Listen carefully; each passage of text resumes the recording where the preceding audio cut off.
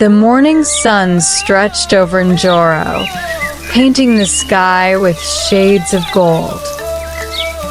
The village stirred with the rhythm of a new day, women chatting as they pounded grain, children laughing as they ran through the dust, the rhythmic clang of the blacksmith's hammer shaping metal. But on this day, something was different. A hush fell over the village as a stranger arrived.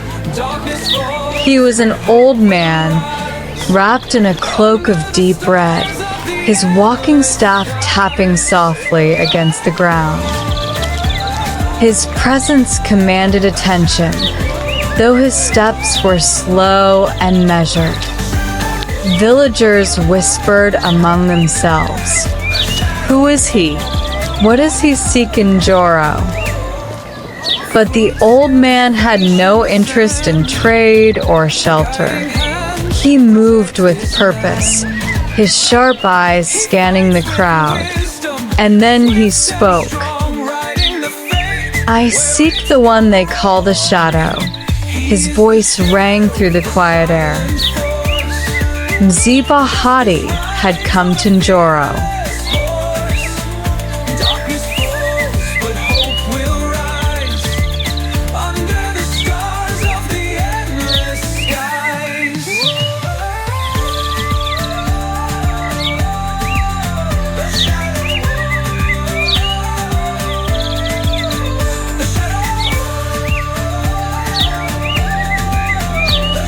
Kwame stepped forward, calm and steady.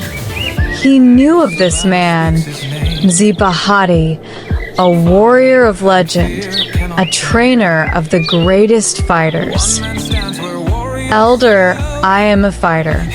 If it is a warrior you seek, I will answer your challenge," Kwame said respectfully.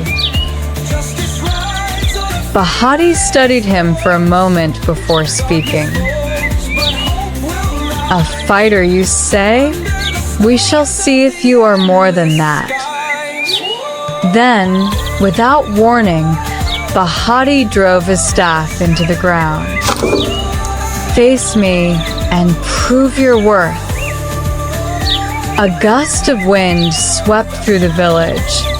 The crowd held their breath. This was no ordinary meeting. It was a test. Kwame nodded, bracing himself. Bahati struck first, his staff moving with astonishing speed. Kwame barely dodged, rolling to the side just in time. He countered with a swift punch, but Bahati was ready. With precise control, he deflected the attack. "Good," the elder said, "but not enough." In a sudden, fluid motion, Bahati swept Kwame's legs out from under him. Kwame gasped as he hit the dirt.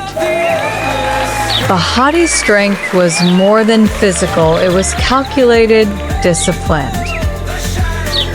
Still, Kwame refused to stay down.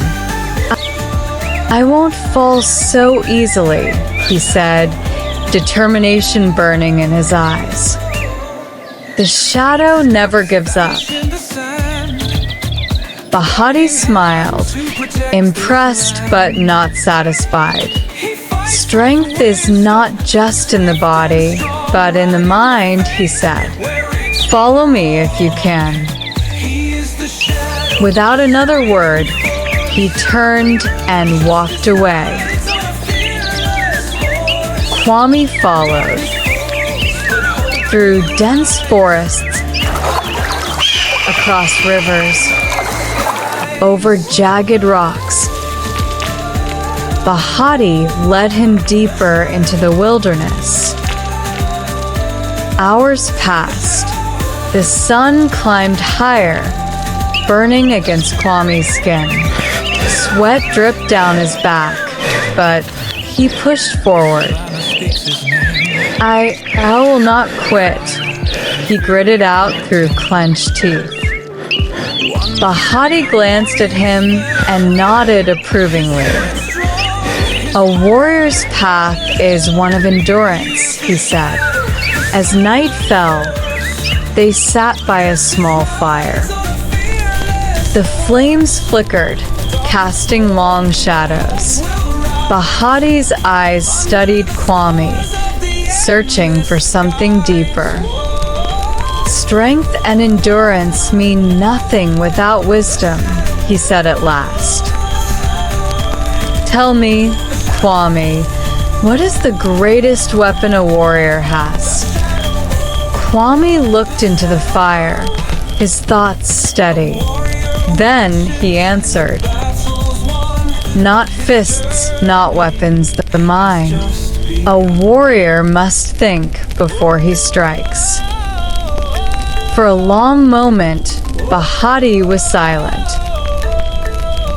Then he chuckled, deep in knowing. You are ready, he said. As the sun rose once more, Kwame stood taller, stronger, wiser. The tests had not broken him. They had shaped him. Bahati placed a hand on his shoulder. You have taken your first step, Shadow, he said. Your journey has only begun. For the village of Njoro, for the fight against darkness, Kwame would rise again.